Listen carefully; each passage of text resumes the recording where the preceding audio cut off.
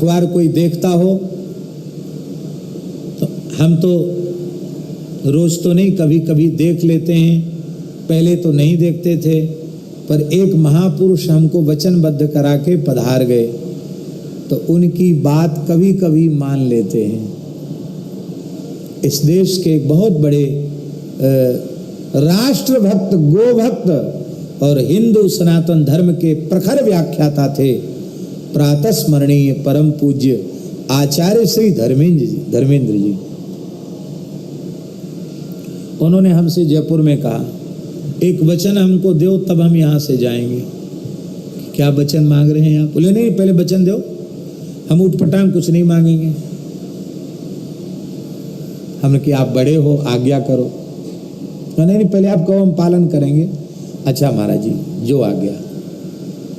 बोले देखो, हम किसी की कथा नहीं सुनते हैं, पर तुम्हारी कथा, आपकी कथा आती है तो हम जरूर सुनते हैं और बहुत प्रसन्न होते हैं। लेकिन आप राष्ट्र की बात, समाज की बात, ये सब बिल्कुल नहीं करते। शुद्ध कथा, अच्छी बात है, अच्छी कथा कहनी चाहिए, लेकिन कथाओं के माध्यम से राष्ट्र जागरण भी होना चाहिए और जो ऊटपटांग चीज़ें समाज में आ रही हैं उनका निराकरण भी होना चाहिए। उसके लिए मैं आपसे दो ही चीज़ मांग रहा हूँ। 24 घंटे में एक बार तो रेडियो वाला समाचार सुने। हमका हमारे आश्रम में टीवी नहीं है और हम टीवी कहीं रखते भी नहीं है, टीवी रखने का निषेध भी करते हैं।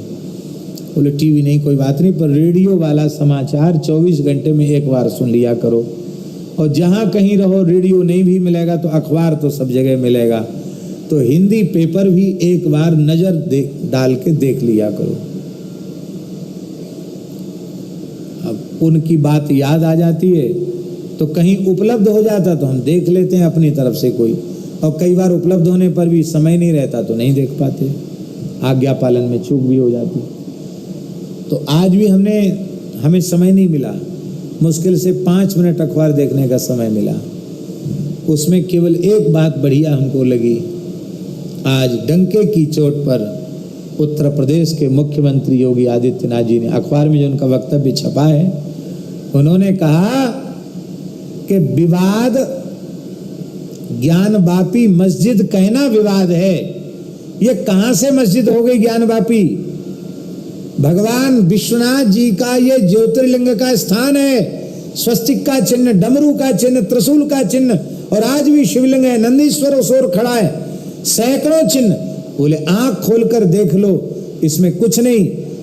मुस्लिम समाज को अत्यंत उदारता पूर्वक अपने पूर्वजों की गलती का प्रायश्चित करते हुए प्रसन्नता पूर्वक इसे हिंदू समाज को देना चाहिए, और झगड़े पर ध्यान न दे करके मुस्लिम समाज को शिक्षा और अपने विकास पर ध्यान देना चाहिए। बहुत विरोध हो रहा है, तमाम लोगों का विरोध भी अखबार में छपा था। सब चिल्ला रहे हैं। कौन चिल्ला रहे हैं? वो मुसलमानों के हितैषी नहीं है, वो मुसलमानों के पक्षपाती नहीं है, वे सबके सब केवल वोटों की लार टपक रही है उनकी कि मुस्लिम वोट हमको मिल जाएं।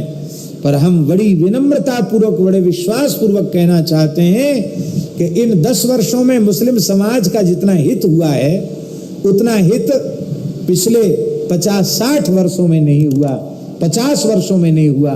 केवल उनको अपना वोट बैंक मान करके लोग प्रयोग करते रहे।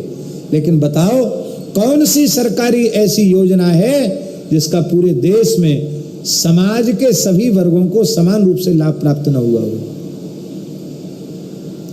और समान रूप से नहीं भैया जी, हम तो कहते हैं ज्यादा लाभ तो वही लेते हैं। आज भी सारी योजनाओं का लाभ ज्यादा से ज्यादा वही ले रहे हैं, और इतने सब योजनाओं का लाभ लेने के बाद भी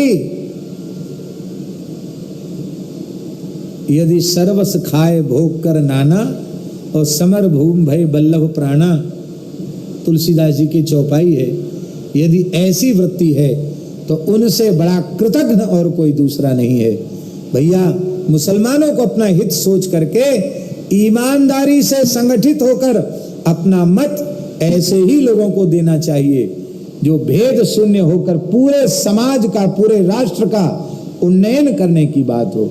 हाँ, एक शिकायत हमको भी है, वर्तमान शासक से भी, और वो शिकायत ये है कि आप सब कुछ कर रहे हो पर भारत की धरती को गोवध के कलंक से कब मुक्त करोगे?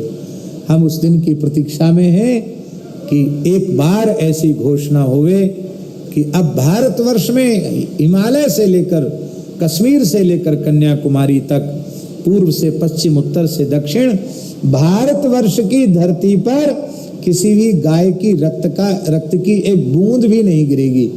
ये सुनिश्चय करना चाहिए वर्तमान सरकार को। और हम लोग आशावादी हैं, भगवान से प्रार्थना करते हैं। समान नागरिकता कानून राष्ट्र हित में आना बहुत जरूरी है। वो भगवत कृपा से हम चाहते हैं कि इसी कार्यकाल में वह आ जाए और अच्छा हो कि कार्यकाल पूरा होते होते भारत गोवध के कलंक से भी मुक्त हो जाए। लेकिन कथनचित किसी भी कारण से, कोई बहाने से, किसी कारण से न कर पावें तो उनको अगली बार और अधिक शक्ति सामर्थ्य के साथ आना चाहिए और सबसे पहले भारतवर्ष की धरती को गोवध के कलंक से विमुक्त करना चाहिए। माई मेरे श्याम